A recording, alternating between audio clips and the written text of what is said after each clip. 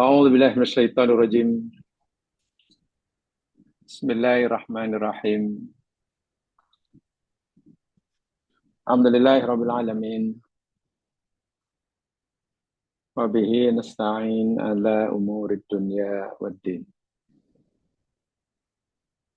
الصلاة والسلام على أشرف الأنبياء والمرسلين نبينا رسولنا محمد وعلى آله وأصحابه وأتباعه إلى يوم الدين. رضيت بالله ربا وبالإسلام دينا وبمحمد نبيا ورسولا. Rabbi shrah li sadri wa yassir li amri wahlul 'uqdatam min lisani yafqahu qawli. Qala Allah Ta'ala fil Qur'anil Azim. A'udzu billahi minasyaitonir rajim. Allahu khaliqu kulli syai' wa huwa ala kulli syai'in wakil. Yang bermaksud Allah lah yang telah menciptakan segala sesuatu dan dialah atas segala sesuatu maha melindungi, maha memelihara. Wallahu khalaqakum wa ma ta'malun. Allah lah yang telah ciptakan kamu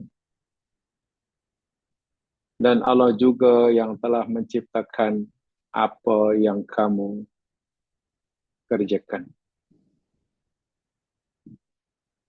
Waji'a yawma idzin bi jahannam yawma idzi yatadzakkarul insanu wa anna lahu dzikra.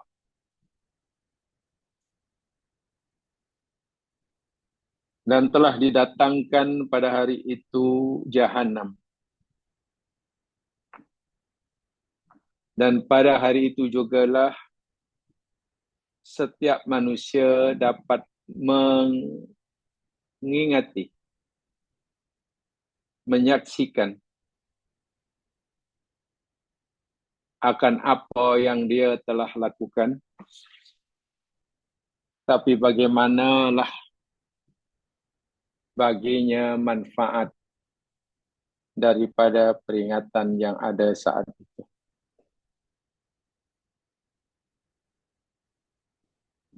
Muslimin muslimat yang dirahmati Allah sekalian, semoga Allah Subhanahu wa taala sentiasa memberkati kita, menjadikan sebaik-baik amalan kita amalan yang terakhirnya, dan menjadikan sebaik-baik umur kita umur yang menjadi penghujungnya, dan menjadikan sebaik-baik hari kita hari di mana kita berjumpa, bertemu dengannya kelak. Amin ya rabbal alamin. Saya ingin menambahkan uraian dan penjelasan bagi tingkatan beriman kepada qadar, qada dan qadar yang keempat, yakni penciptaan. Yang bermaksudnya bahwa Allah bukan sekadar menciptakan segala sesuatu yang maujud di alam semesta, bahkan Allah jugalah yang menciptakan perbuatan dan amal kita. Itu poin yang keempat. Jadi kalau kita Ingat semula tingkatan iman pada qada qadar. Pertama, kita yakin akan ilmu Allah. Bermakna segala sesuatu Allah telah ketahui melalui ilmunya semenjak zaman azali. Apa yang akan diciptakan, di mana diciptakan, bagaimana, dan seterusnya Allah telah ketahui dengan ilmunya. Kemudian Allah tetapkan apa yang dia ketahui akan ciptaannya itu. Ditentukan, ditulis dalam bahasa Arabnya. Sehingga tidak ada sesuatu yang terjadi di alam semesta ini, yang berlaku di alam semesta ini, melainkan ianya telah ditetapkan oleh Allah semenjak zaman azali. Jadi bukan tiba-tiba terjadi tanpa adanya ketetapan sebelum ia terjadi. Tapi apa yang Allah ketahui akan terjadi dan apa yang Allah telah tetapkan akan terjadi belum akan terjadi selagi Allah belum kehendaki. Sebab itu tingkatan yang ketiga, adanya kehendak. Adanya kehendak. Bila Allah telah menghendaki apa yang dia ketahui dan ia telah tetapkan itu berlaku, maka sampailah peringkat keempat, yakni peringkat penciptaan. Allah menciptakan apa yang ia kehendaki terjadi. Apa yang telah tetapkan, apa yang ia telah ketahui. Termasuklah amal perbuatan kita. Di dalam surah As-Saffat, yang kita baca tadi, ayat yang ke-96, yang telah kita pelajari pun, Wallahu khalaqakum wa ma ta'malun. Allah lah yang menciptakan kamu dan Allah juga yang menciptakan apa yang kamu amalkan. Jadi bila Allah kata amalan kita itu dicipta oleh Allah, mana amal kita ini termasuk makhluk Allah, ciptaan Allah. Ini menariknya. Saya ulangi. Amal kita yakni ciptaan Allah. Karena Allah kata khalaqa, bermakna amal itu makhluk. Jika ia makhluk, kenapa kita tidak dapat melihatnya? Jemaah sekalian, amal kita adalah ciptaan Allah dan ia adalah makhluk Allah. Jika kita tidak dapat melihat amal kita, bukan amal kita itu tidak wujud, tetapi kita yang melihat dengan amal yang dilihat itu berada di alam yang berbeza. Saya ulangi. Amal kita makhluk Allah. Ia ada wujud. Ia ada rupa.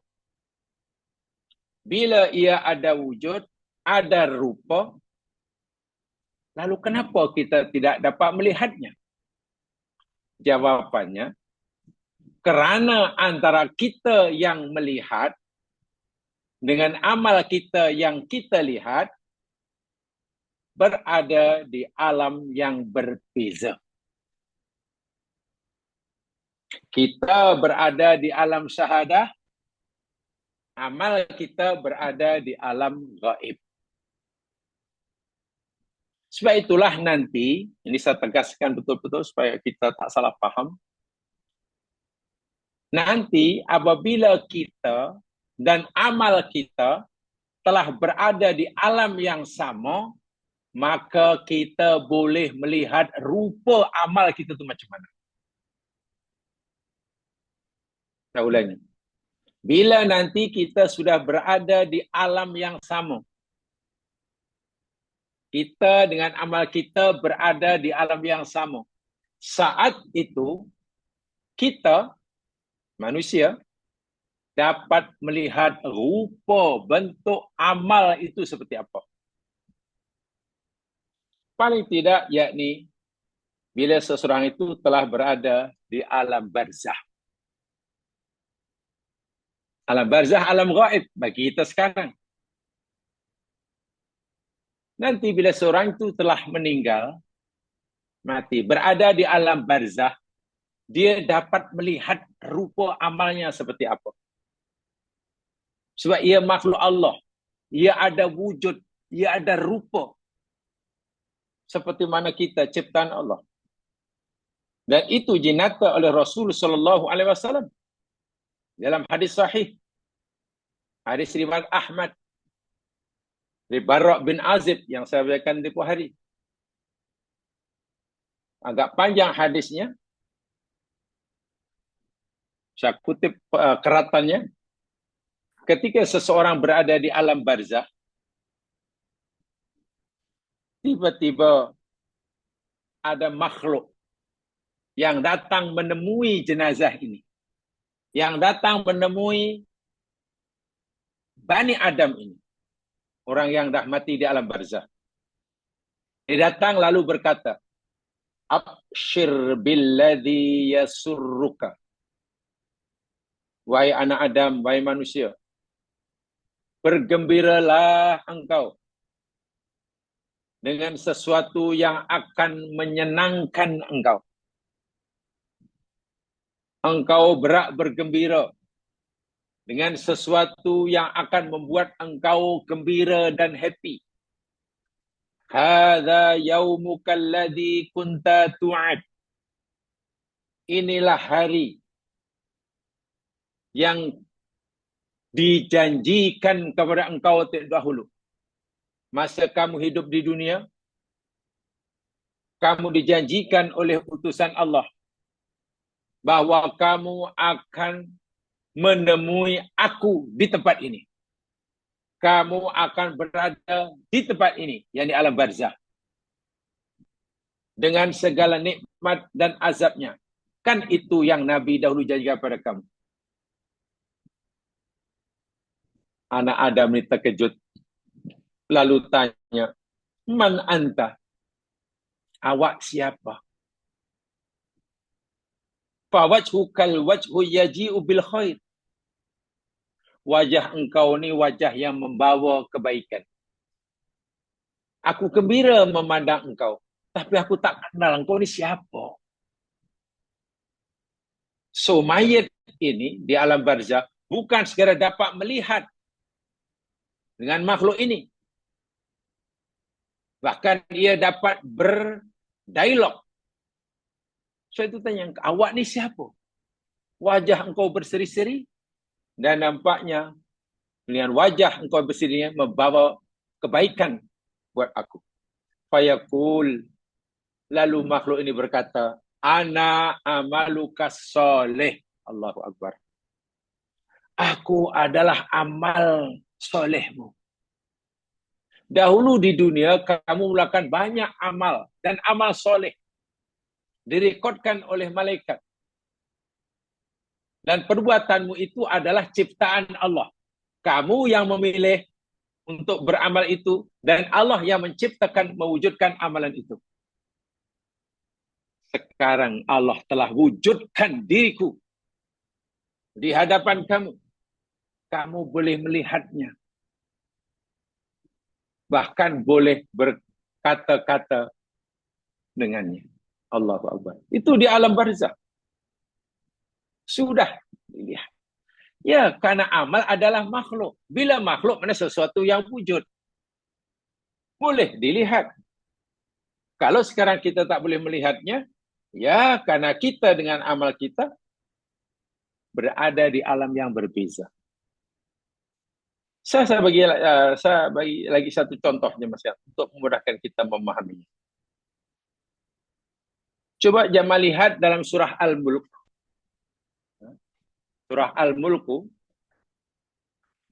tabarakalladzi biyadihil mulku wa huwa ala kulli syai'in qadir.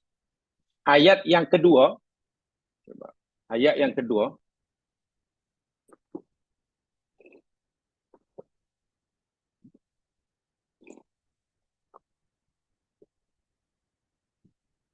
di situ Allah Subhanahu wa taala berfirman, Alladzi khalaqal mauta wal hayata liyabluwakum ayyukum ahsanu amala wa huwal azizul ghafur. Alladzi, Allah zat yang khalaqa telah menciptakan al-mauta akan kematian, wal hayata dan kehidupan, liyabluwakum kerana ia hendak menguji kamu, ayyukum siapa di antara kamu ahsanu amala yang paling baik amalnya, wa huwal azizul ghafur, dan dia Allah itu maha perkasa lagi maha pengampun. Perhatikan ayat ini. Dialah Allah yang menciptakan kematian. Tengok. Khalaqal maut. Bila Allah kata dia yang menciptakan kematian, mana kematian itu yang dicipta. Dalam bahasa agama, makhluk. Kematian itu ciptaan Allah. Jadi kematian bukan peristiwa. Tapi kematian itu makhluk ciptaan Allah. Bila makhluk, maka ia boleh rupa satu wujud yang boleh dilihat. Ya, yang boleh dilihat. Kematian itu satu makhluk. Boleh berbentuk, boleh berwujud, yang boleh dilihat. Karena itu ciptaan Allah. Bahawa sekarang kita tidak dapat atau belum dapat melihat apa rupa kematian, ya, karena kita berada di alam yang berbeza dengan kematian itu sendiri. Makhluk yang bernama manusia seperti kita duduk di alam yang berdimensi 3. Makhluk yang bernama kematian tidak berada di alam yang berdimensi 3. Ya, mungkin berada di dimensi 5, 6 dan seterusnya. Lebih tinggi. Sehingga kita tidak mungkin melihat macam mana rupa kematian itu. Karena antara kita yang melihat dan kematian yang kita lihat berbeza alam.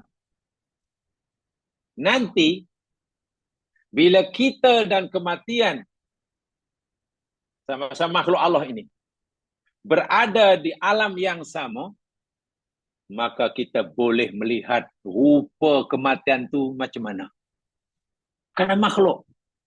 Macam tadi, bila kita sudah berada di alam yang sama, kita dapat melihat dan berdialog dengan amal kita. Macam mana rupa amal itu. Karena amal ciptaan Allah. Kita yang memilih, bahasa mudahnya lah kalau dalam bahasa dunia, kita yang buat tempahan, lalu Allah yang memberikan sesuai dengan apa yang kita tempah. Orang mendepah kebaikan, ya dapat baiklah tempahannya. Sebab itu kematian pun boleh dilihat nanti. Macam mana rupa kematian? Allah nyatakan dalam hadis Bukhari. Dalam hadis Bukhari. Daripada Abu Sa'id Al-Khudri. Baginda bersabda, Yu'ta bil mauti kahayati kapshin amlah. Akan didatangkan kematian itu nanti pada hari kiamat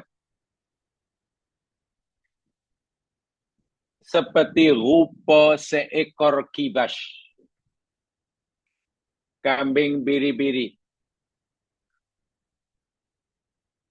Nanti kematian itu oleh Allah jilmakan menjadi bentuk, ada rupanya, boleh dilihat, dan bentuknya dijilmakan oleh seperti seekor kambing biri-biri yang cantik. Fayunadi munadin. Ini selepas ahli neraka semua masuk neraka,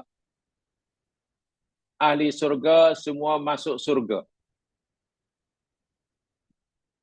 Selepas kematian itu dijilmakan oleh Allah menjadi seperti seekor kambing biri-biri. Lalu ada panggilan, suara yang memanggil. Ya ahlal jannah, wahai penghuni-penghuni surga. Fayashra'ibuna wa yandurun. Lalu semua ahli surga terkejut. Menumpukan perhatiannya ke dari mana arah panggilan itu. Memandangnya lalu menunggu-nunggu apa yang berlaku. Kita dipanggil-panggil ni. Selepas itu, panggilan itu, hal ta'rifuna hadza, wahai ahli surga, adakah kamu kenal makhluk ini? Ditunjukkan seekor kibas, ditempatkan antara surga dan neraka. Lalu ditanya pada ahli surga, adakah kamu mengenali makhluk ini? Fayaqulun. Semua ahli surga menjawab, na'am, hadzal maut. Benar ya Allah, ya. Kami semua mengenalnya, itulah kematian. Itulah kematian. Kenal ahli surga. Wa kulluhum qad ra'a. Semua ahli surga melihatnya dan cuma kena, oh ya itulah kematian. Jadi kematian boleh dijilmakan di akhirat. Seperti mana amal boleh dijilmakan. Karena ini makhluk Allah, ciptaan Allah. Ingat, setiap ciptaan Allah itu boleh dijilmakan bila Allah menghendakinya. Dan kita boleh melihatnya bila kita sudah berada di alam yang sama dengan amal itu atau dengan kematian itu. Tsumma yunadi ya ahlan nar fayashra'ibuna yandurun fayaqulu hal ta'rifuna hadza. Lalu Allah panggil ahli neraka. Wahai ahli neraka. Semua ahli neraka terkejut, menumpukan suara itu dari mana datangnya, menanti menunggu. Lalu ditanya, adakah kamu kenal makhluk ini? Semua ahli neraka kata, na'am hadzal maut wa kulluhum qad ra'a. Ya benar ya Allah. Kami mengenali itulah kematian. Semua ahli neraka melihat itulah kematian. Fayutbah. Setelah ahli surga tahu itu kematian, setelah ahli neraka tahu itu kematian, setelah kematian dijilmakan menjadi seekor kibas, fayutbah. Lalu seekor kibas, jilmaan dari kematian itu yudbah, disembelih. Kematian disembelih, disaksikan oleh ahli surga dan ahli neraka. Karena kematian disembelih, maka kematian dah mati. Jadi, mati dah mati. Begitulah. Mati sudah mati. Sekarang ini kematian masih hidup. Ingat, sekarang ini kematian masih hidup. Mengejar siapa saja makhluk yang hidup. Semua makhluk mati, kematian belum mati. Bayangkan. Semua manusia dah mati di alam dunia, masuk alam barzakh. Mati belum mati. Mati baru disembelih oleh Allah dan mati, ianya mati apabila ahli neraka semuanya dah masuk neraka, ahli surga semua dah masuk surga, dan Allah sembelih, Allah matikan kematian, disaksikan oleh penduduk surga dan penghuni neraka. Selepas Allah sembelih kematian itu, jamaah sekalian, lalu apa kata Allah kepada mereka, kepada ahli surga? Ya ahlal jannah, wahai ahli surga, khuludun fiha fala maut. Engkau kekal selama-lamanya di dalam surga dan tidak akan ada lagi kematian. Karena mati aku telah matikan. Allahu Akbar. Wahai ahli surga, kamu akan kekal hidup dalam surga dan tidak akan ada lagi kematian. Karena mati sudah aku sembelih. Gembiranya luar biasa ahli surga. Wa ya ahlan nar, khuludun fala maut. Wahai ahli neraka, kamu kekal di dalam neraka dan tiada kematian. Karena mati telah aku sembelih.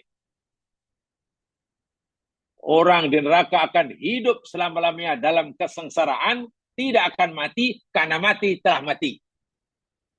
Ahli surga hidup dengan kegembiraan, tidak akan mati karena mati telah mati. Itu dalam Sahih Bukhari. Yang saya nak sampaikan, ya Mas, sebenarnya ini tentang bila Allah kata aku menciptakan kematian, maknanya kematian itu makhluk. Bila makhluk boleh dijilmakan menjadi satu bentuk yang boleh lihat. Bila Allah kata amal kita pun ciptaan Allah, mana amal kita pun boleh dijilmakan menjadi bentuk dan rupa. Boleh dilihat oleh kita. Bahkan boleh diajak berdialog kelak. Bila kita dan amal kita sudah berada di alam yang sama.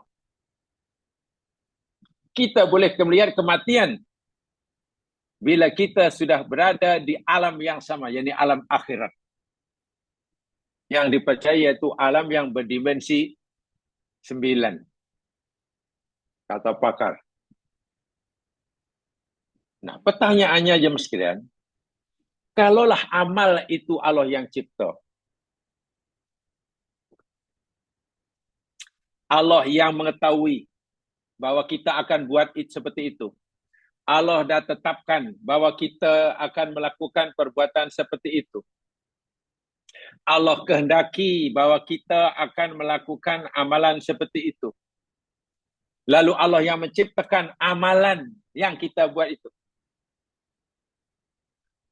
Lalu, apa beza antara ciptaan Allah ini dengan pilihan kita?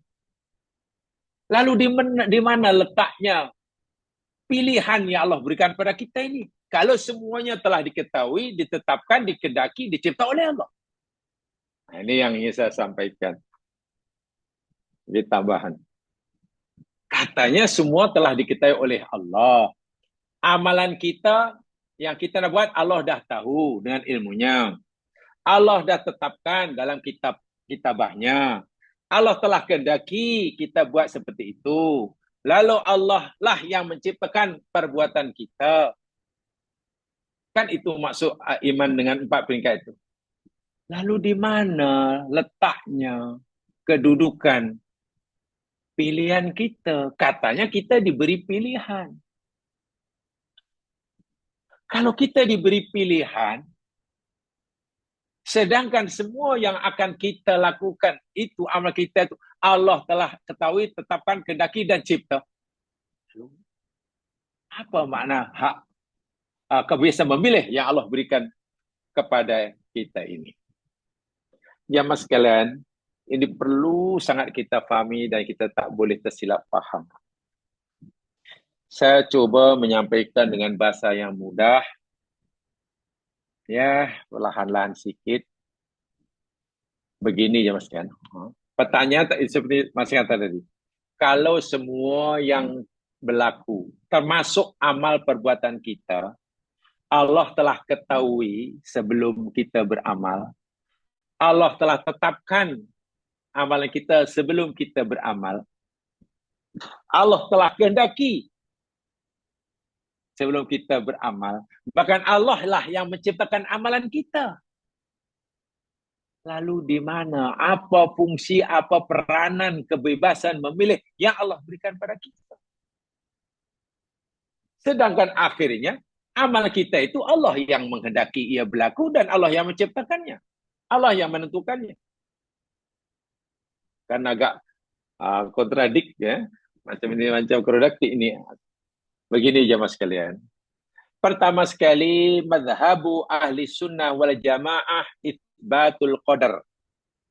Maknahu annallaha qaddaral asya'a fil qidam wa alima subhanahu annaha sataqa'u fa yuqatin ma'lumatin indahu subhanahu wa ala sifatin makhsusah fa hiya taqa'u ala hasbi ma qaddaraha subhanahu.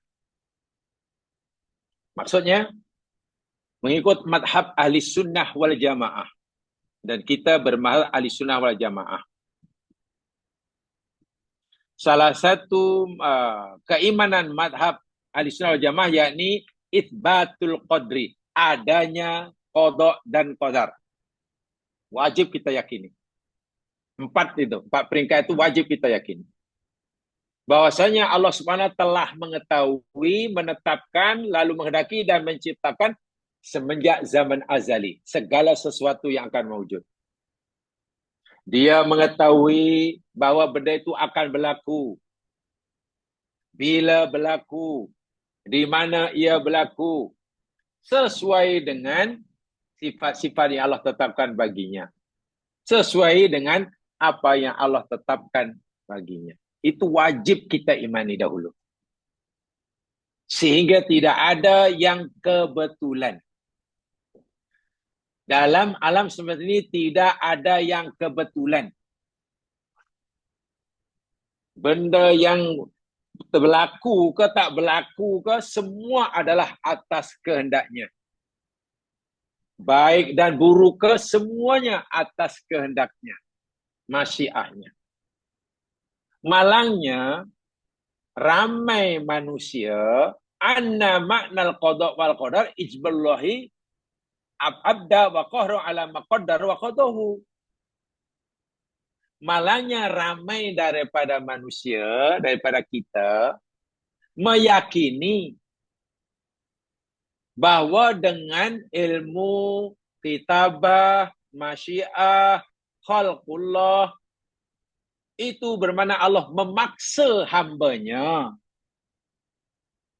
mesti melakukan sebagaimana yang ia telah ketahui dan ia tetapkan. Walaisal amru kama yatahamunau, sedangkan masalahnya tidak seperti itu. Sehingga timbul zaman sekarang fahaman di kalangan ulama dahulu yang diasesat, yakni nama fahaman Jabariyah. Golongan Jabariyah itu golongan daripada sebagian umat Islam yang meyakini bahwa manusia ini serba dipaksa atau terpaksa. Minta maaf, manusia ini ibaratnya macam robot. Telah diprogramkan oleh Allah apa yang akan menimpa dirinya.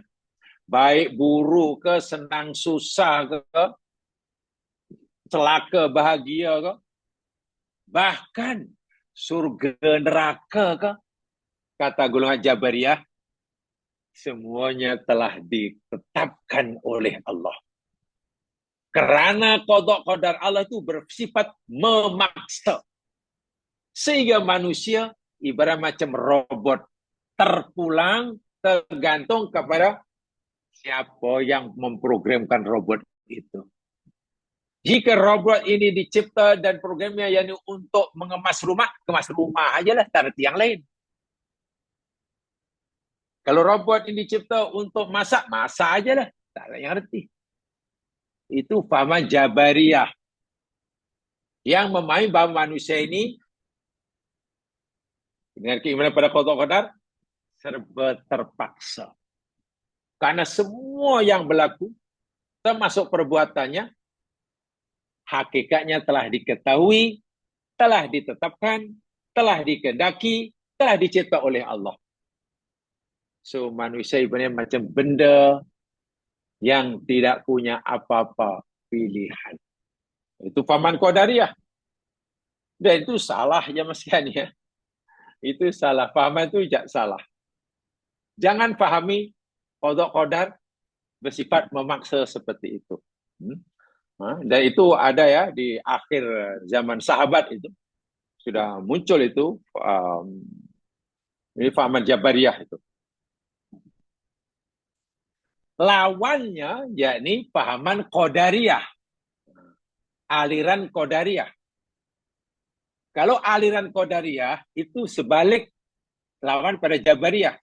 Yakni fahaman orang Islam yang memahami bahwa manusia ini punya kehendak yang mutlak. Mau senang ke, mau susah ke, mau berjaya ke, mau gagal ke, mau sehat ke, mau sakit ke, mau bahagia ke, mau celaka, bahkan nanti mau masuk surga ke, mau masuk neraka ke, 100% itu pilihan di tangan manusia. Allah tidak campur tangan. Itu fahaman Qadariyah. Allah telah menciptakan surga neraka, Allah telah menciptakan para nabi, sekarang sudah. Allah tak akan campur tangan. Terpulang pada kamu 100%. Manusia boleh menentukan nasibnya kelak di akhirat sekalipun. Ini fahaman Qadariyah. Dianggap sesat juga di kalangan ahli sunnah wal jamaah. Jabariyah sesat karena penjara ini pahaman ya golongan fatalisme lah. Golongan fatalisme. Manusia tidak punya apa pilihan, serba dipaksa, serba terpaksa. Sementara Qadariyah yakni pahaman yang manusia ini punya kebebasan mutlak untuk menentukan apa saja yang ia nak pilihkan. Dan itu juga sesat. Nah, ahli sunnah wal jamaah di tengah-tengah antara dua itu.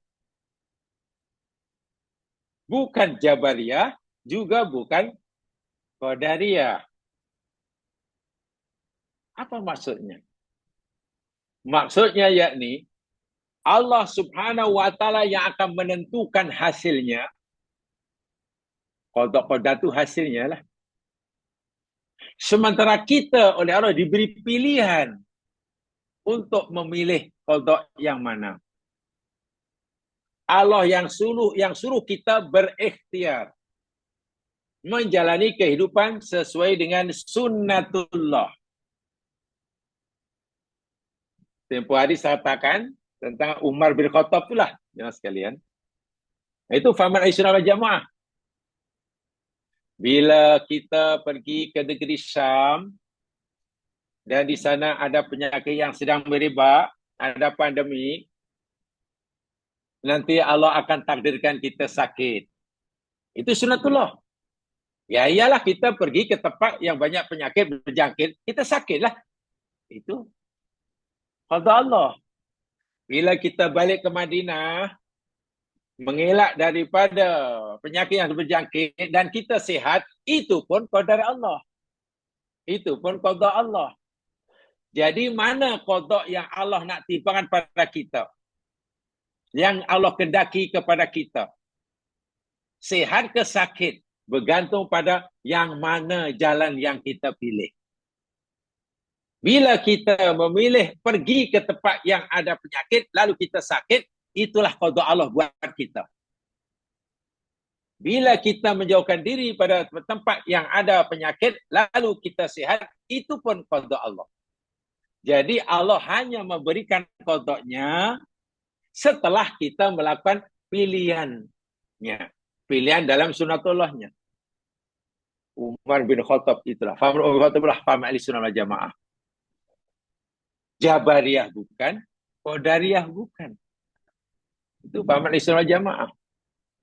Sebab itu tempoh hari saya nyatakan, saya contohkan tempoh hari, jika A mati karena bunuh diri, B mati karena mati syahid, si mati kerana penyakit yang dideritanya, kematian ketiga orang ini, ABC ini, Allah yang cipta.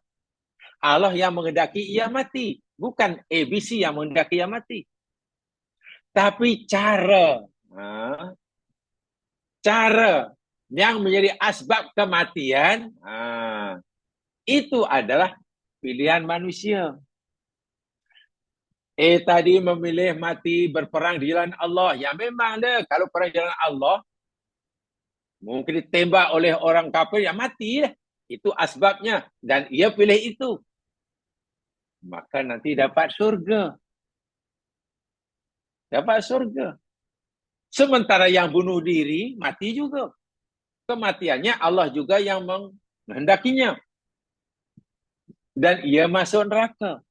Bukan masuk neraka karena matinya. Masuk neraka karena ia melakukan asbab yang menyebabkan ia mati yang dilarang oleh Allah. Nah, Allah beri kita pilihan ni, pilihan yang Allah beri kepada kita ni, mana yang kita nak pilih. Bila kamu pilih ini, aku akan bagi ini. Bila kamu pilih itu, aku akan bagi itu. Tetap saja yang menentukan hasilnya Allah. Kita diberi pilihan. Dan nanti yang dihisab oleh Allah, yang dipertanggungjawabkan oleh Allah, yakni bukan hasilnya itu. Bukan hasilnya. Tetapi pilihan. Sebab itulah jamaah dalam madhab Ahlussunnah wal Jamaah, jika, saya berikan contoh yang agak ekstrim ya, nanti saya tunjukkan ayatnya. Jika ada seorang, katakanlah,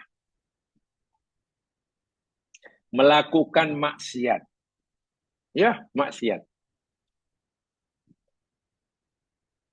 Tetapi maksiat yang dilakukan, maksiat itu, ya dosa lah. Dosa. Tapi ia melakukan maksiat itu bukan atas dasar pilihannya. Maksiat itu berlaku. Iya. Ia melakukannya. Betul. Tapi bukan kerana pilihannya. Sebenarnya maksiat itu dipaksakan kepada diri orang itu untuk melakukannya. Maknanya ia melakukan maksiat bukan karena keridoannya, bukan karena pilihannya, tapi karena dipaksakan. Dan ia tidak mampu menolak. Walaupun maksiat itu berlaku, terjadi, maka Allah tidak pertanggungjawabkan orang ini atas maksiat yang dilakukannya. Sebab apa? Sebab ia bukan pilihannya. Walaupun ia telah terjadi. Saya tunjukkan ayatnya. Mari. Lihat firman Allah Subhanahu wa taala. Inilah tentang ya, Allah yang mencipta, Allah yang menghendaki, itu hasilnya. Pilihannya di tangan kita. Lihat firman Allah Subhanahu wa taala dalam surah An-Nur. Surah 24. Surah 24 ayat 33.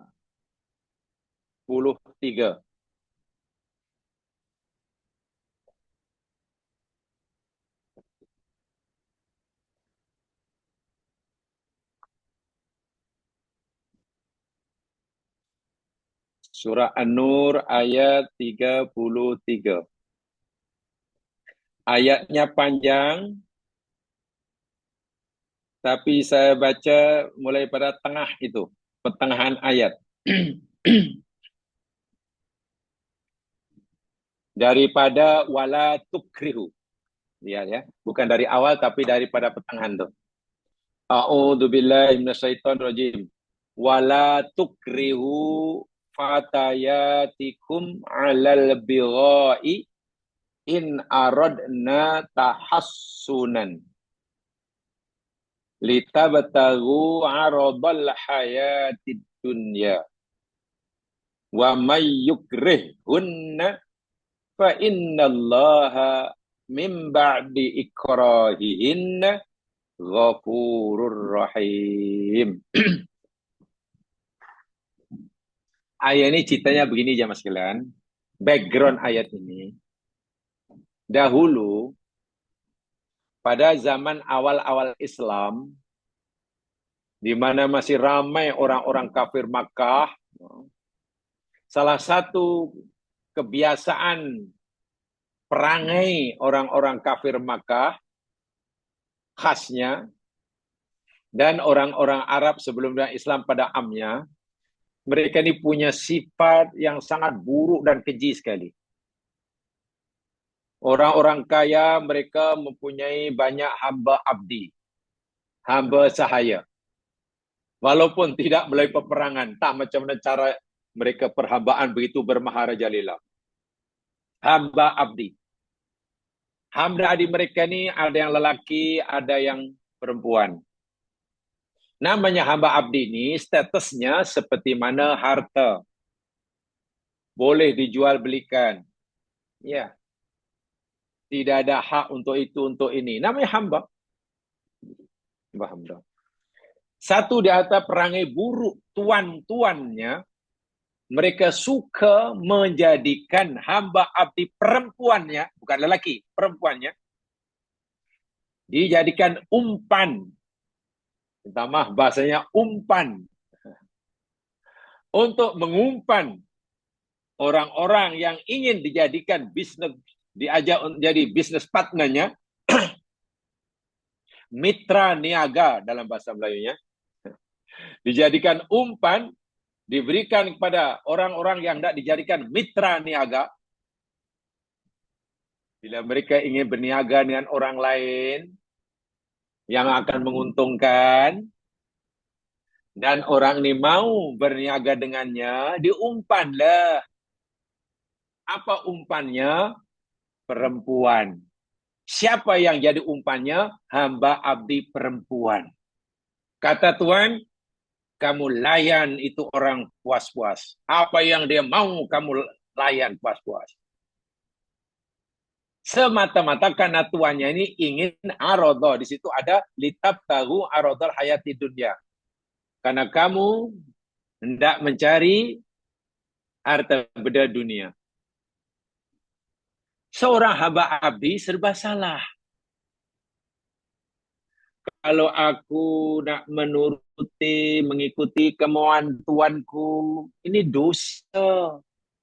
Jelas dosa lah menjual diri kepada apa namanya itu. Ya, minta maaf kalau dalam bahasa Melayunya. Ini kepada hidung belang gitulah. Hidung belang ke apa dah? Inilah hidung belang. Buaya darat, sebab ada buaya air, ada buaya darat. Ini buaya yang di darat. Tapi kalau aku tak nak ikut apa kata Tuhan, ya pasti disiksa. Karena hamba abdi mana ada hak untuk menolak, bantah. Jadi serba salah hamba perempuan ini. Dia tahu itu salah, tapi tak ada keupayaan untuk melawan. Allah ingatkan, wala tukrihu, dalam ayat tadi, janganlah kamu paksa. Wahai tuan-tuan yang punya hamba abdi perempuan, janganlah kamu paksa fatayatikum. Fatayat ini kalau makna harfiah, yakni pemudi-pemudi kamu. Mana hamba abdi. Sebab bahasa Quran ini bahasanya sangat-sangat indah. Walaupun orang itu hanya status hamba, tidak dipanggil hamba abdi atau khadam. Dipanggil anak-anak muda dan anak-anak mudi. Jadi kalimat yang ditiru Al-Quran, fata. Atau fatatun. Fatat, pemudi, fata, pemuda. Bahasa kami dahulu, pemilihan kosakata dalam Al-Quran ini sangat-sangat menghormati dan menghargai karomah insaniyah. Kemuliaan manusia. Jadi bahasa Al-Quran, yakni bahasa yang, minta ini bahasa saya, mengorangkan orang. Nah, itu bahasa Al-Quran. Al-Quran bukan kalimat kosakata yang memanusiakan manusia. Hamba abdi pun manusia. Janganlah panggil, hey Hadam. Hey Hadam. Hai apa lagi? Hai hadam, hai hamba abdi, wahai jongos. Janganlah. Di Indonesia dahulu, golongan-golongan ningrat yang mungkin masih memuja-muja bekas tuannya, orang Belanda, dululah ceritanya tahun 60-an, ceritanya sampai 70-an. Panggil pelayan, pembantu rumah,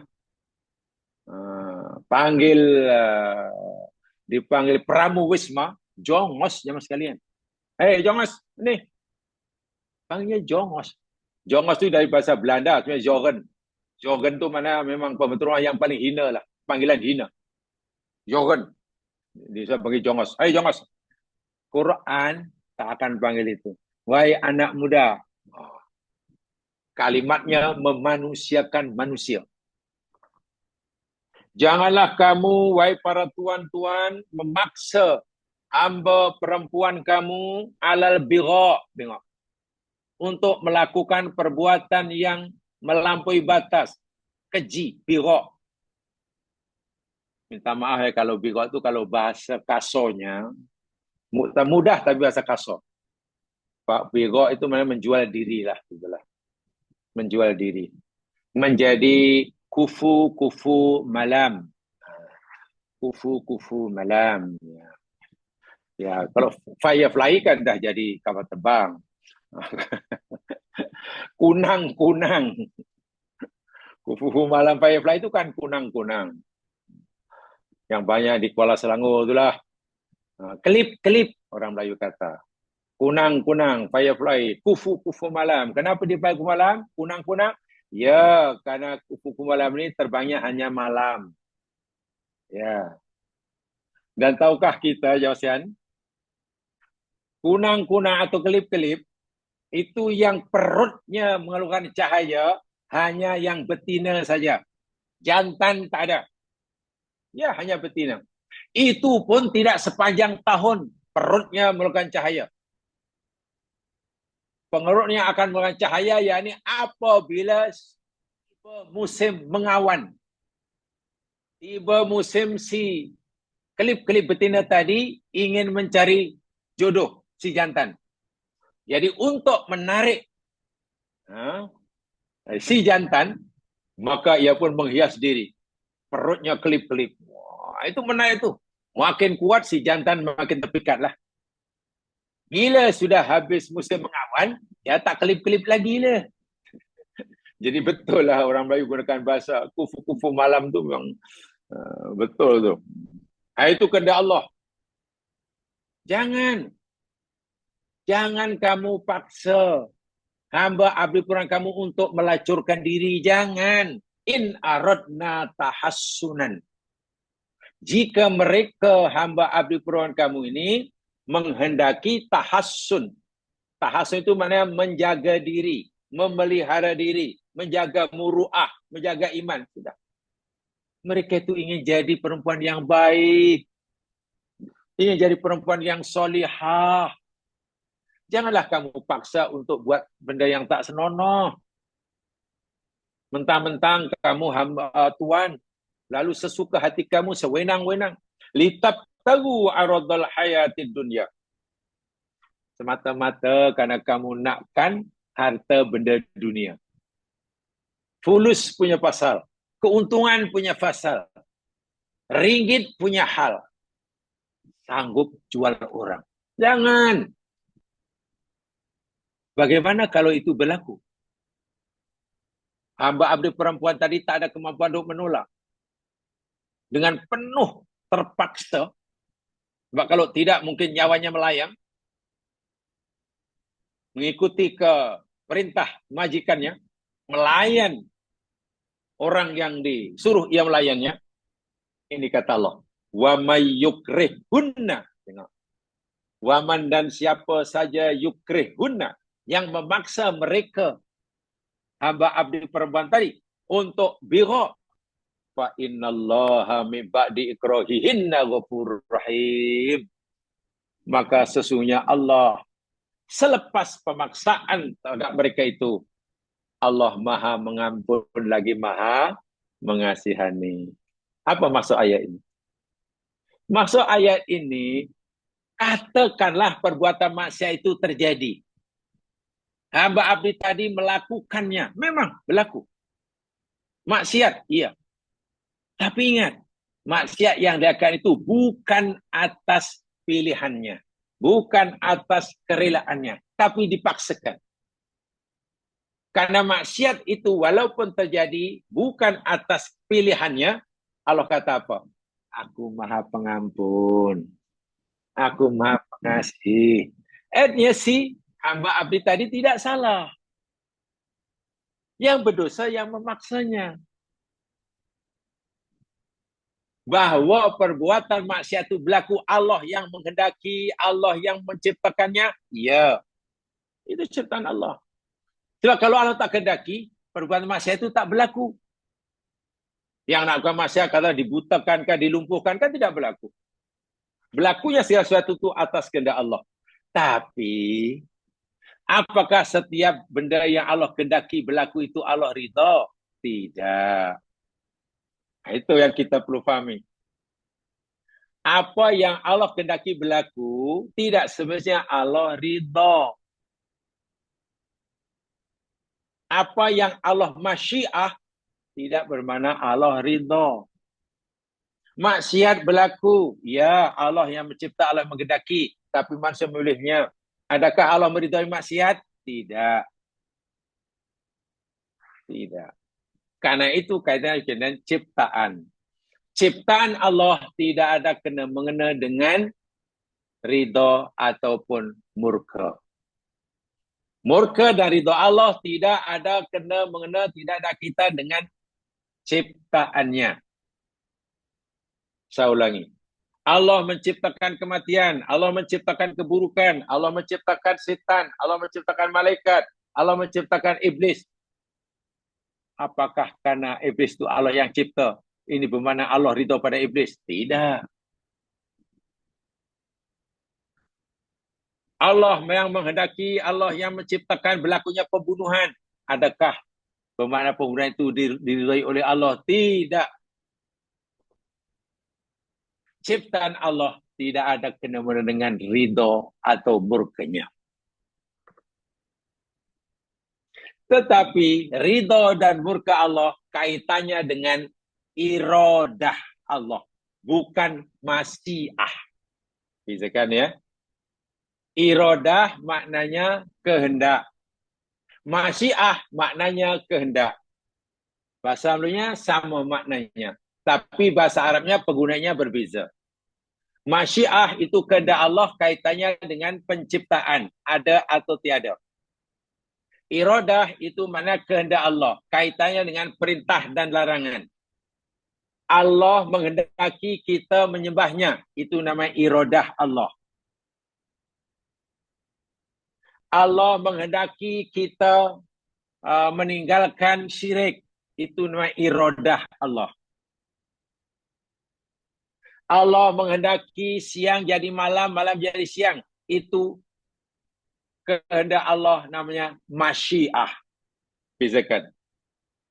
Adanya siang dan malam itu masyiah Allah. Kita suruh solat, kita suruh zakat, kita suruh bakti pada bapa, itu iradah Allah.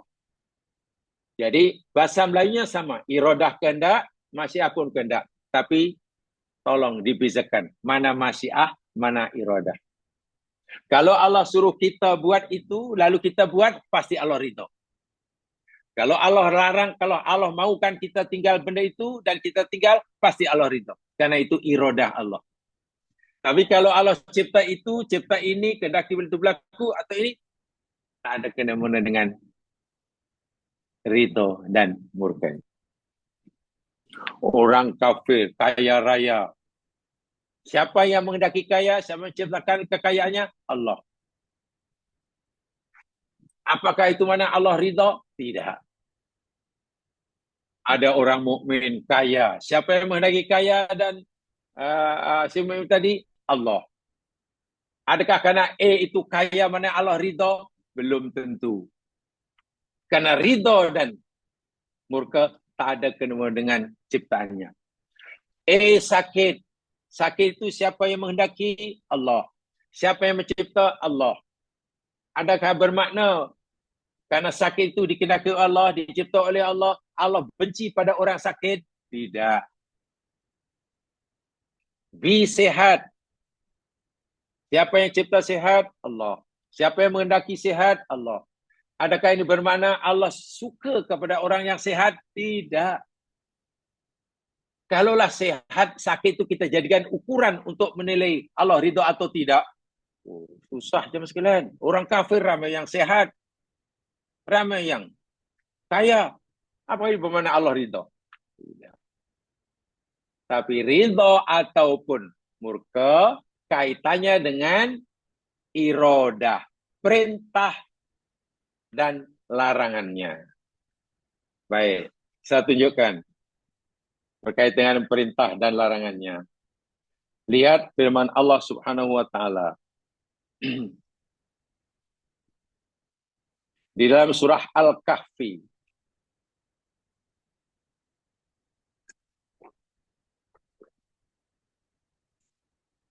Di dalam surah Al-Kahfi surah 18 ayat 29.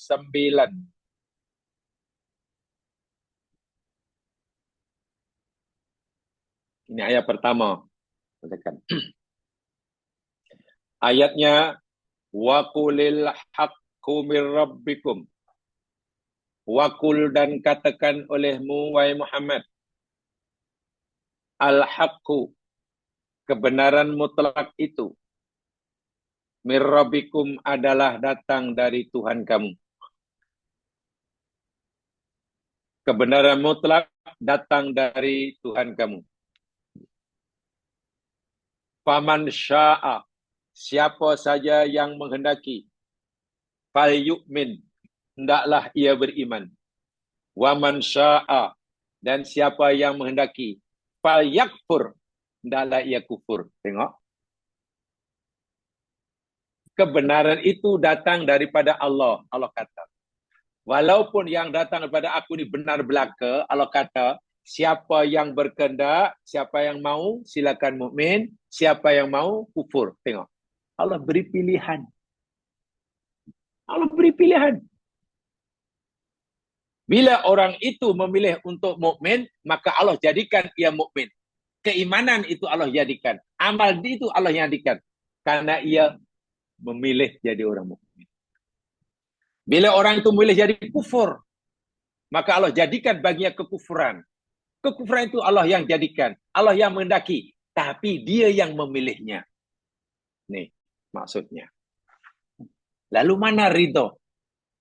Yang ridho dan yang tidak diridhoi. Ayat yang lain. Lihat firman Allah Subhanahu wa taala.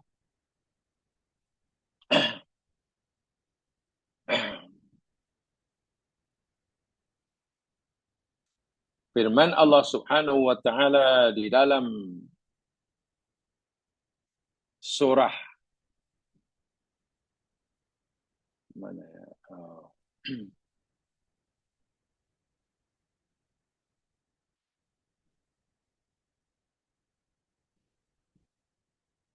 Az-Zumar.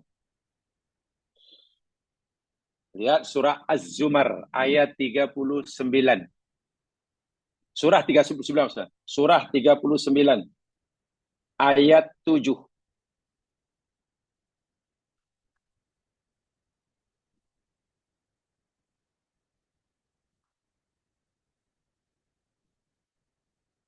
Surah 39 ayat 7. Tadi saya katakan, semua kebenaran itu datang daripada Allah. Ya. Lalu Allah beri kita pilihan. Siapa nak beriman, sila beriman. Siapa mau kufur berkehendak, kufurlah dia. Diberi pilihan. Bukan dipaksa untuk beriman atau dipaksa untuk kufur. Tidak. Diberi pilihan. Tapi juga bukan diberi kuasa untuk menentukannya.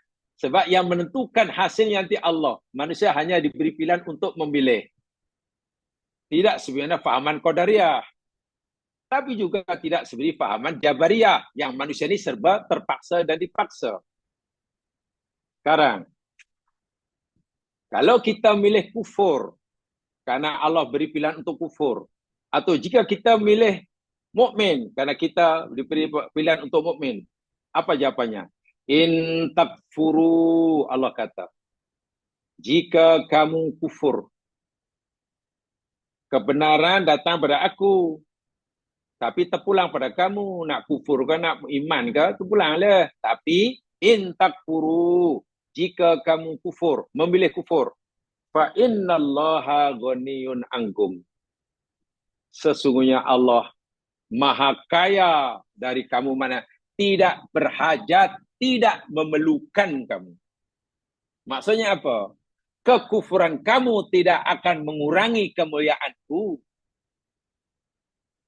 Keimanan kamu tidak akan menambah kemuliaanku. Itu maksud Allah tuh Ghani.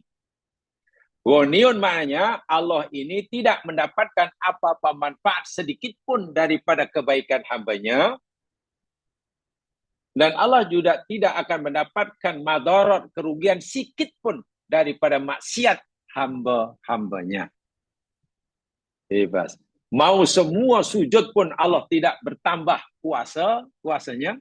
Semuanya kufur pun Allah tidak akan berkurang sikit pun keagungannya.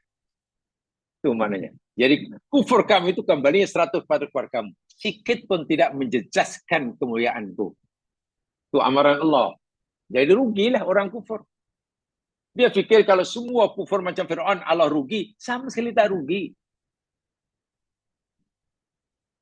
Walaupun Allah tidak rugi sama sekali, tidak terjejas sedikit pun oleh kekufuran hambanya, wala yardha li ibadihil kufra. Tengok, Allah tidak ridha bagi hamba-hambanya kufur. So, perhatikan betul ayat ini. Walaupun kekufuran itu tidak menjejaskan sikit pun terhadap kesucian dan kebesaran Allah, tapi Allah tak ridho kekufuran bagi hambanya. Paham ya? Jadi jangan kita fikir Allah larang kita kufur karena Allah rugi bila kita melakukannya. Tidak. Jangan kita fikir Allah suruh kita semua beriman kepadanya, taat padanya. Karena bila kita tak iman, bila kita iman, Allah akan untung. Tidak. Semua mukmin taat pada Allah macam malaikat, Allah tidak dapat keuntungan sikit pun. Semua kufur kepada Allah seperti kufurnya iblis, Allah pun tidak rugi. Sebab Allah kata, Ghaniyun. Tapi walaupun aku tidak mendapatkan apa-apa manfaat dan madarat daripada kekufuran kamu, aku tak suka, aku tak ridha kamu kufur. Itu maknanya Allah sangat sayang kepada hambanya. Dia tidak mendapatkan apa-apa manfaat atau madarat daripada kufuran dan keimanan hambanya. Tapi aku tak suka kamu kufur. Walaupun kufuran kamu tidak menjejaskan aku sikit pun. Bukankah itu maknanya Allah sangat sayang? Beza dengan kita jemaah sekalian. Kita sebagai orang tua, contohnya, mak bapak, bila anak-anak kita menderhaka pada kita, ya pasti kita rugilah kan. Kita rugi, kita kecewa lah, ruginya lah. Semua perintah aranku dia tak buat, malah aku rugi. Ya kita rugi. Dan bila anak patuh, kita dapat manfaat. Itu kita. Tapi Allah Maha Suci daripada itu. Walaupun aku tidak terjejas sikit pun keagungan aku dengan kekufuranmu, tapi aku tak suka kamu kufur. Allah kata. Sebaliknya, wa in tashkuru yardahu lakum. Dan jika kamu syukur, dia Allah ridha bagi kamu. Tengok. Bila kamu syukur, Allah kata, aku ridha. Walaupun kesyukuranmu tidak memberi apa-apa keuntungan bagi aku. Aku tak ridha kamu kufur. Walaupun kekufuran kamu tidak merugikan aku sikit pun. Sebab aku Ghani. Bermakna kalau kita nak tahu Allah itu ridha ataupun murka, tengok kita ini kufur atau syukur kepada Allah. Itu cara menilainya. Sikap kita pada Allah itulah yang akan menjadi tanda aras untuk mengetahui sama ada Allah ridha ataupun murka kepada kita. Bila perintah Allah kita dah buat,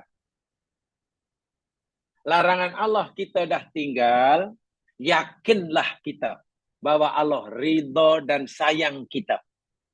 Walaupun apa yang Allah kehendaki berlaku atas diri kita ini sesuatu yang mungkin kita tak suka. Semua perintah Allah dah buat. Semua larangan Allah dah tinggal. Pasti Allah sayang dan ridha ini. Walaupun ini sentiasa sakit tak pernah sembuh. Ya. Miskin tak pernah kaya. Ya. Rugi tak pernah untung. Betul. Karena untung, rugi, sakit, sehat itu adalah masyiah Allah. Masyiah tidak ada kaitan dengan ridha dan syukur. Ridha dan murka. Ridha dan murka kaitan dengan sikap kita pada Allah. Sebaliknya, jika perintah Allah ditinggalkan, larangan Allah dilanggar, yakinlah kita, itu orang yang dimurka oleh Allah. Allah benci pada ini. Walaupun Allah bagi dia kekayaan tak pernah miskin. Sehat tak pernah sakit. Senang tak pernah susah. Begitu Allah mengajar kita. Jadi kita jangan salah persepsi kepada Allah. Itu bahaya. Bila kita melihat kesusahan saja menimpa seorang, lalu kita berkesimpulan, ini pasti Allah murka ini. Tengok asyik sakit, mesti Allah murka ni. Lah. Kalau kita berfikir begitu, kita berkesimpulan begitu, bila orang tu susah siapa maknanya Allah murka, mafhumnya kalau itu orang senang pasti Allah ridha. Begitu kan? Wah. Senanglah Yahudi, senang kaya raya, sehat semuanya lah. Pandai-pandai mana Allah tu. Bahaya sungguh akidah yang seperti itu. Ingat, senang, susah, kaya, miskin, sehat, sakit, untung, tidak, dan itu semua kaitan masyiah. Ciptaan yang kita pelajari ini. Tak ada kena-mengena dengan ridha dan murka. Adapun perintah Allah, larangan Allah, itulah yang berkaitan dengan ridha dan murka. Semua, jadi tugas kita sebenarnya jangan terlalu memikirkan apa nanti yang Allah akan kehendaki berlaku atas diri kita. Jangan terlalu berfikir itu. Tapi tumpukan pemikiran kita, apa yang mesti kita lakukan kepada Allah. Sudahkah perintah Allah aku lakukan? Sudahkah larangan Allah aku tinggal? Itu saja dalam hidup ini. Bila sudah kita patuhi perintah Allah, bahagia kita. Sungguh pun Allah mungkin bagi kita musibah saat itu. Tapi wa'iyadzubillah yang sekalian, kita sering salah. Kita sering salah afdoliyah. Prioriti kita salah. Kita boleh takut susah. Ya, boleh. Sehingga berusaha untuk senang. Boleh. Kita boleh takut sakit. Ya, boleh. Dan kita berusaha untuk berobat menjaga kesihatan. Betul. Tak salah. Tapi, janganlah kita hanya ada rasa takut kepada kesusahan, takut kepada sakit yang Allah tetapkan buat kita, tapi kita tak ada rasa takut bila kita tak buat apa yang Allah suruh dan tak tinggal apa yang Allah tegah. Itu satu kerugian yang luar biasa. Sebab kalau kita tak buat apa yang Allah suruh, tak tinggal apa yang Allah tegah, Allah murka kita. Murka kita. Walaupun kita sehat, walaupun kita senang, Allah murka. Sementara bila kita sakit, kita susah, Belum tentu Allah murka kita. Apalagi kita dah buat apa yang Allah suruh, tinggal apa yang Allah tegah. Masya Allah. Mungkin masih ingat dahulu, ada masih ingat saya pernah cerita yang lewat tentang musibatu dunia wa musibatu din. Ada musibah agama dan musibah dunia. Musibah agama itu lebih besar, lebih berat daripada musibah dunia. Sakit itu musibah dunia. Tidak melakukan perintah Allah itu musibah agama. So, ya. Orang sakit belum tentu Allah murka. Boleh jadi Allah sayang dia dan akan masuk surga. Karena penyakit itu boleh menghapuskan dosa. Tengok. Sementara orang yang tak buat apa yang Allah suruh, tak tinggal apa yang tegah, itu pasti Allah murka. Dosanya bertambah, jika tak bertaubat, balasan neraka. Tapi kita ini sering memikirkan, kalau ada takut, lebih takut kepada musibah dunia, kurang takut pada musibah agama. Itu paling bahaya sekali. Sangat bahaya. Mengisi saki baki kehidupan, memberikan keutamaan dalam masalah takut dan khawatir terhadap musibah dunia, tapi tidak lebih takut kepada musibah agama, itu satu langkah yang benar-benar merugikan. Sangat bahaya. Sangat bahaya. Karena orang yang beruntung adalah orang yang coba berusaha mengelak daripada tertimpa musibah agama. Apatah lagi musibah dunia yang Allah kehendaki berlaku pada diri kita, kaitannya dengan ilmu, kitabah, masyiah, qada Allah. Qada Allah itu pula Allah akan tetapkan buat kita sesuai dengan pilihan kita. Masya Allah. Sesuai dengan pilihan kita. Ya, bila kita berusaha dengan rajin, Allah akan berikan qada berjaya. Itu kan pilihan kita. Bila orang malas, ya dia akan susah hidupnya. Itu namanya kan pilihan kita. Itu qada. Itu qada. Dan itu tadi saya katakan, kita hanya diberi oleh Allah pilihan. Kita hanya diberi oleh Allah kemauan dan keinginan. Tetapi kita tidak diberi kemampuan untuk mewujudkan keinginan. Kemampuan untuk mewujudkan keinginan. So, paham ya? Jadi bezakan antara yang hidup ini, yang penting kita dapat ridha Allah. Bahasa yang mungkin agak keras, bila seorang itu telah buat apa yang Allah suruh dan telah tinggal apa yang Allah tegah, pasti Allah ridha dan sayang pada orang ini. Walaupun hidupnya susah, tak pernah senang, sakit tak pernah sembuh, miskin tak pernah kaya. Itu bahasa yang agak ekstrim. Sebaliknya, bila orang ini langgar yang diperintah, tinggal yang diperintah, langgar yang ditegah, pasti Allah benci pada orang ini.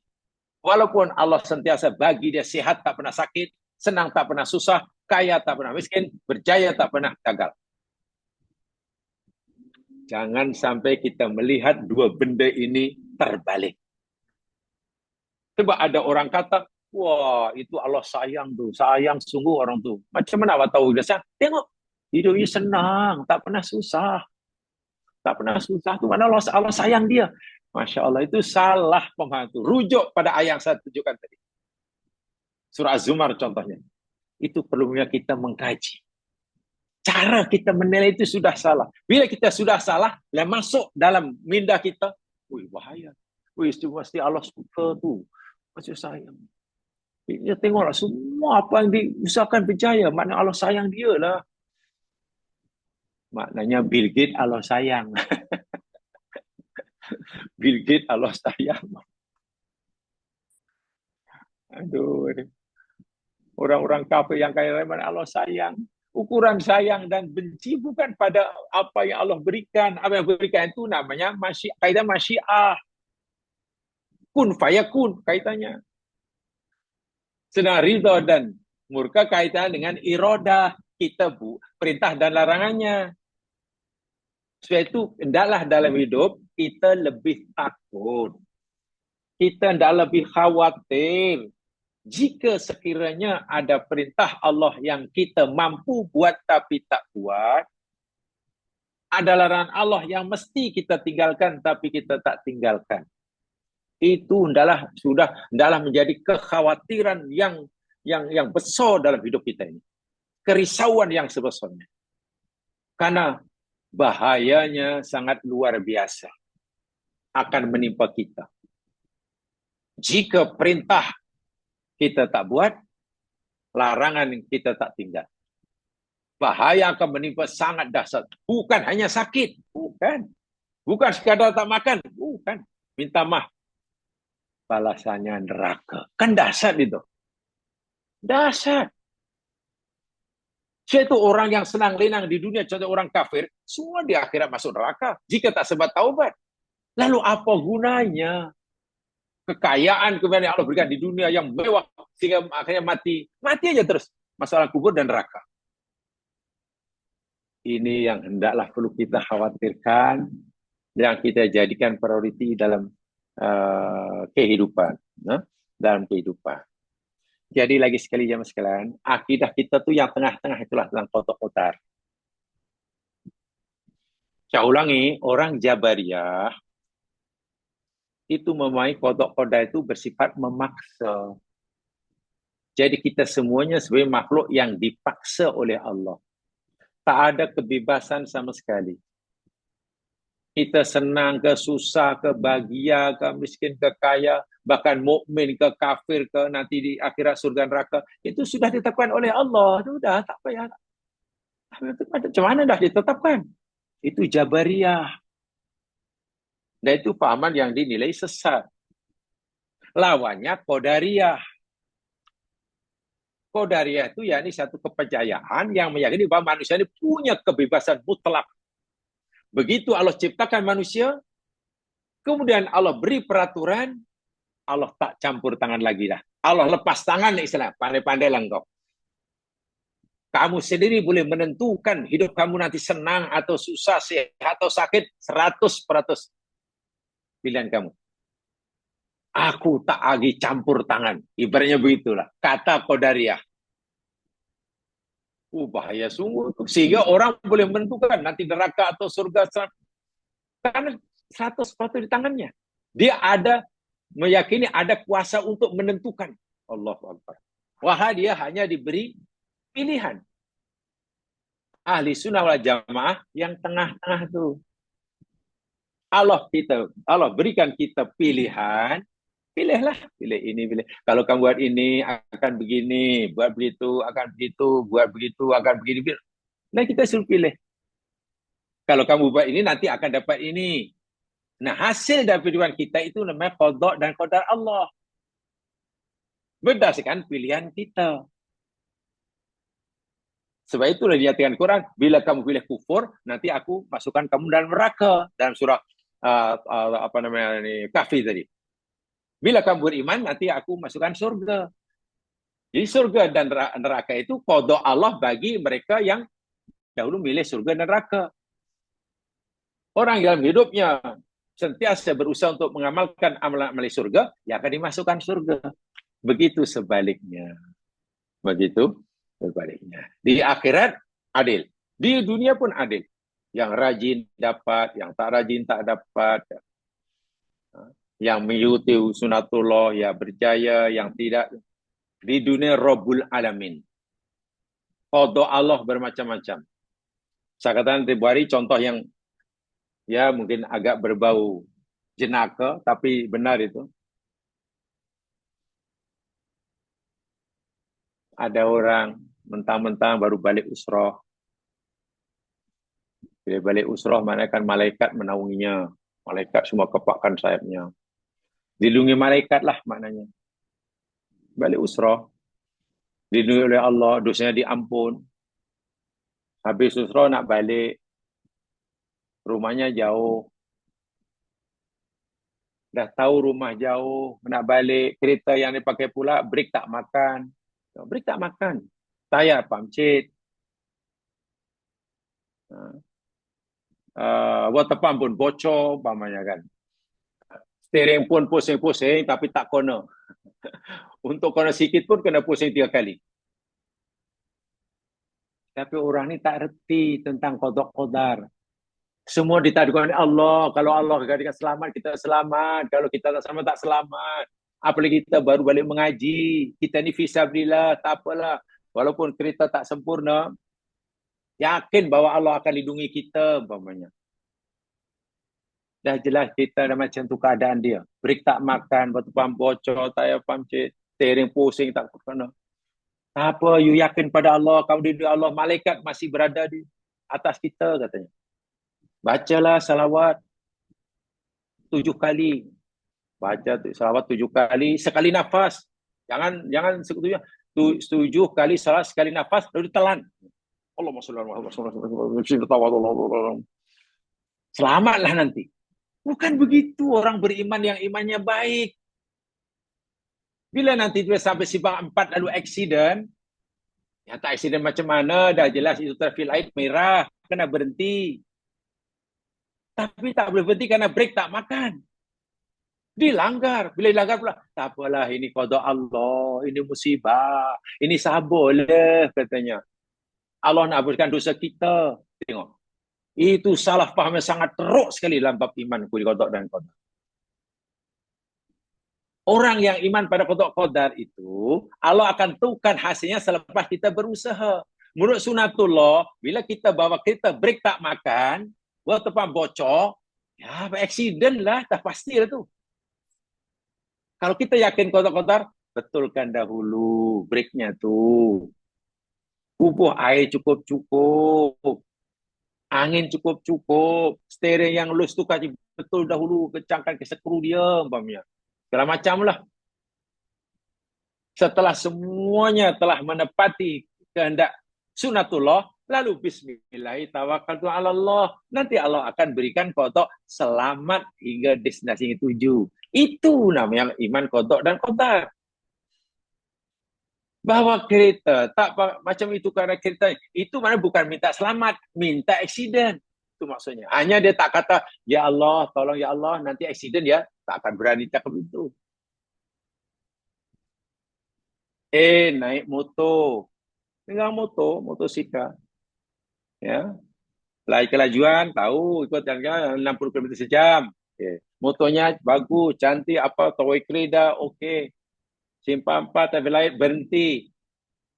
Okey lah. Ketika berhenti, menunggulah traffic light jadi hijau pula, ada kita terbabah di sebelah kanan kapal, langgau dia, patah kaki dia. Memang, itu aksiden, itu kehendak Allah. Tapi ingat, itu bukan pilihan dia. Itu betul-betul Allah bagi musibah. Tujuannya ada 2.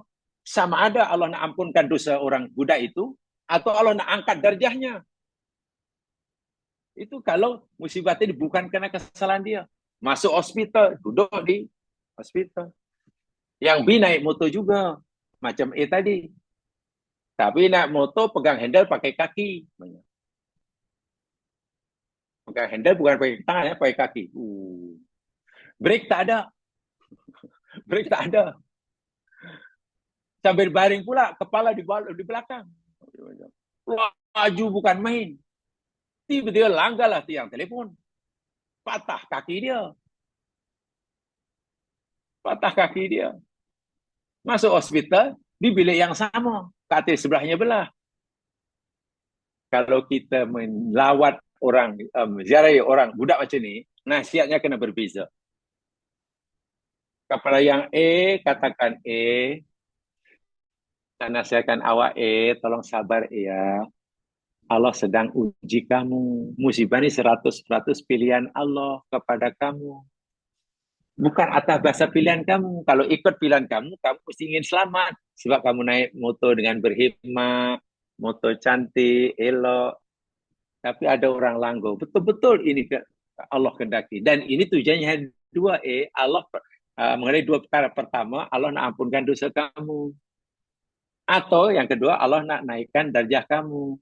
Jadi kena sabar Itu pada yang Pada yang B yang sebelah, jangan nasihati macam itu. Jangan, B, sabar ya, ini ujian Allah. Jangan begitu. Nasihat kepada B, saya nak beritahu awak, Allah berlaku adil kepadamu, dek, karena Allah telah memberikan apa yang kamu minta. Tadi semasa kamu naik motor dengan pegang handle pakai kaki itu, mana kamu minta aksiden kan? Karena kamu minta aksiden, Allah bagi aksiden, mana kamu kena bersyukur pada Allah. Karena permohonanmu telah dikabulkan. Katakan begitu. Kepada yang B, Allah tunjukkan keadilannya. Jangan sama nasihatnya, nanti tak faham agama budak-budak ini. Yang pertama itu takdir Allah, betul, qada Allah. Yang kedua pun qada Allah. Yang ketiga, kalau ada yang naik motor macam itu, dah bismillah dan selamat, itu pun qada Allah. Semuanya Allah yang menciptakannya. Tapi apa yang kau kendaki itu yang pertama, yakni betul-betul Allah yang pilihkan, bukan apa yang dipilih oleh hamba tadi. Yang dipilihkan selama naik motor dah elok-elok, lalu ada orang kereta langgar. Betul-betul Allah pilihkan. Yang kedua, qada Allah karena itu pilihan dia. Minta aksiden, minta patah kaki. Lalu Allah bagi patah kaki. Ya, kena sujud syukur lah yang B itu. Bagi tahu pada yang B, dek, lepas ini sujud syukur dek ya, Allah telah mengabulkan doa kamu. Macam tu. Jangan suruh sabar. Tak jadi. Yang C, yang C, mungkin karena dia naik motor, sudah hati-hati, dah ini, tapi mungkin ada silap sikit, tapi keledah sudah pakai tasyaki, dia naik motor berhenti semampat, bukan di atas lane yang dibenarkan, telajak. Telajak, dah makan jalan orang, ada kereta lalu terhimpit sikit, jatuh. Nah, itu teguran Allah. Jadi tak sama, kena tengok kesnya. Allah Maha Adil. Itulah. Allah Maha Adil. Hatta ketika Allah memberikan pada hambanya sesuatu yang tidak diminta oleh hambanya sekalipun, Allah adil. Adil kenapa? Allah nak bagi dia pengampunan bagi dosanya. Bayangkan. Allah nak rahmati dia. Yang patah kaki tadi, ya adil lah. Karena Allah telah memberikan apa yang diminta olehnya. Naik motor macam itu. Maknanya, walaupun dia tak diucap dengan mulut, gaya naik motor macam tu, dia minta aksiden. Lalu Allah bagi aksiden, patah kaki dia. Sujud syukurlah sepatutnya. Sujud syukur, terima kasih ya Allah, karena Allah telah kabulkan. Begitu. Jangan kita fikir Allah kabulkan. Allah hanya kabulkan permintaan kita yang baik-baik saja. Orang yang minta tak baik pun Allah kabulkan juga. Sebab di dunia ni Allah Rabbul Alamin. Itu kena faham. Di dunia ni Allah Rabbul Alamin, Tuhan semesta alam. Jadi yang Allah kabulkan bukan hanya permintaan hamba yang baik-baik saja. Permintaan hamba yang tak baik pun Allah kabulkan. Akibat kesalahan dia. Coba jamaah. Kita fikirlah, kita belajar sejarah lah. Masa kita belajar sejarah manusia lah. Semua musibah yang menimpa manusia. Kebanyakan lah. Sama ada musibah masa muda, masa macam atau masa tua atau semua susah macam-macam, pasti karena perbuatannya, karena pilihannya. Karena tidak selalunya bila kita buat salah hari ini, balasannya hari ini. Tak. Tidak semestinya kita buat kesalahan bulan ini, balasannya Allah berikan pada bulan ini. Belum tentu. Boleh jadi tahun depan, boleh jadi nanti. Kenapa Allah tidak segera saja balasan itu? Allah Maha Pengasih. Diberinya kita peluang untuk memperbaiki kesilapan tadi.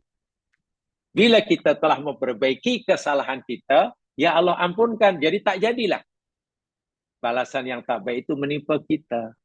Walaupun, dan itu pilihan kita. Qada yang Allah berikan pada kita, qada yang baik. Karena kita memilih yang baik. Sebaliknya, bila kita pilih yang tidak baik, maka qada yang Allah berikan pada kita pun yang tidak baik. Jamaah sekalian, saya harap apa yang telah saya sampaikan, walaupun ya belum sedetail mana tentang martabat iman, ada 4 perkara, 4 tingkatan. setelah kita pelajari dahulu tentang At-Tijanus Sab'ah, 7 mahkota yang tidak semestinya, tidak sebenarnya kita tinggalkan, pertama dengan kalimah la ilaha illallah wahdahu la syarikalah lahul mulku wa lahul hamdu wa huwa ala kulli syai'in qadir. Itu paling besar, zikir yang paling baik lah, yang ganjarannya tidak sedikit. Kalimat tauhid kan, mudah-mudahan diamalkan, dan insyaallah nanti ada kesempatan saya coba mengajak jamaah sekalian untuk belajar sama tentang keutamaan. Kenapa kalimah la ilallah begitu mulia, begitu tinggi sekali. Bahkan dikatakan oleh Nabi, siapa yang akhir perkataannya la ilallah masuk surga. Sampai begitu sekali. Dalam 7 mahkota kita pelajari begitu. Tapi kita belum faham secara detail. InsyaAllah nanti ada kesempatan kita coba belajar sama tentang rahsia di sebalik kalimah ini. Kenapa begitu istimewa, kalimah yang hanya terdiri pada 4 patah kata, hanya terdiri pada 12 huruf, yang asalnya hanya 3 huruf, alif lam ha, la ilaha illallah. Itu 4 patah kata, 12 huruf, yang huruf asalnya hanya 1, alif, lam, dan ha. Ada 3. Tapi ya Allah, ya Allah, boleh menentukan nasib seseorang sama ada di surga atau di neraka. Bayangkan. Kenapa begitu istimewa? Apa rahasia dia? Dan lebih penting, bagaimana agar kalimah la ilaha kita ucap yang kita ini mempunyai keistimewaan sebagaimana yang Nabi beritahukan. Sebab ada kalimah la ilaha yang mungkin orang itu telah mengucapkannya, tapi tidak punya keistimewaan seperti bagaimana yang Nabi beritahukan. Karena ada syarat-syaratnya. InsyaAllah nanti bila ada kesempatan kita coba pelajari sama tentang rahsia kalimah la ilaha illallah. Kenapa begitu hebat sekali kalimat ini sehingga boleh menentukan nasib orang itu surga atau neraka. Kalau boleh menentukan sehat atau sakit itu biasalah, sakit sehat itu biasa, senang susah kaya miskin itu benda kecil, itu dunia. Tapi kalau sudah boleh menentukan nasib orang dunia, surga atau neraka, wah itu dahsyat sekali. Apalagi tadi di awal saya nyatakan, yang masuk neraka kekal karena tidak ada mati, mati sudah mati. Yang masuk surga kekal, tidak ada lagi mati karena mati telah dimatikan.